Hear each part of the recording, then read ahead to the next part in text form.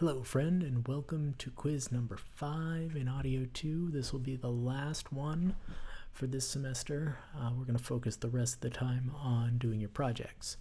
But let's jump right in. Question number 1 is about rhythm. Rhythm is the musical element of getting into the groove. This whole chapter is about groove and groove templates and kind of going beyond just quantizing to mathematical beats. So strap in for that. Okay, now if you are using loops, right? Loops, we can put them into certain tempos, but if they are not synced together, if they are not lined up correctly, you get a jumbled mess of sound, right? That's no good. Nobody wants to hear that.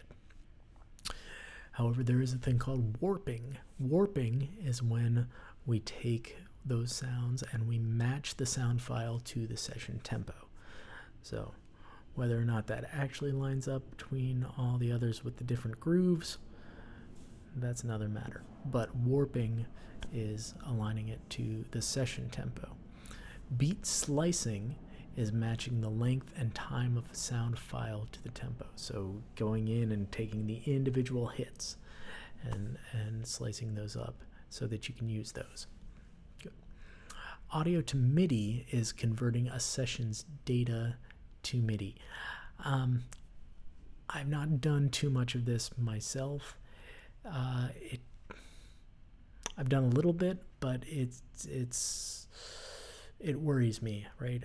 Honestly, I feel like I have ways of programming MIDI to begin with. Why shouldn't I just do it that way? So, but if well, I guess I do have some ideas, and we can talk about that in class. But audio to MIDI is converting the session's data to MIDI. Now, the next one is a true-false question. And it is false that there's a restriction on loops being used in their own host program. No, I mean, once you have a loop, you can use it in any program that accepts that file format. I guess there are some file format problems that will happen, but for the most part, any loop you got out of GarageBand should work in Logic or Pro Tools or anything else you want to put it into. Good. The last 4 are just kind of examples of different types of these groove machines or plugins or tools. And the first is a plugin. Stylus is a groove plugin, and I've used that in the past. It's the same company that does Omnisphere RMX, I think maybe. Anyway, very similar layout to that if you've ever used Omnisphere. BFD2 is a drum plugin, and I used to use this all the time. This was my go-to drum plugin for when I just wanted to throw some drums in there and go. The next one is Machine, is a groove controller.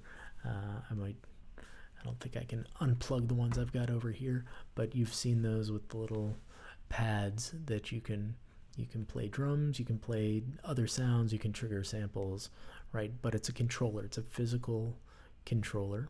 And the last one is Traktor, and that is DJ software for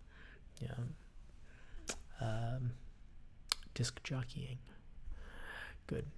All right, so that is groove. It is groovy. It is surprising at these prices for a kangaroo.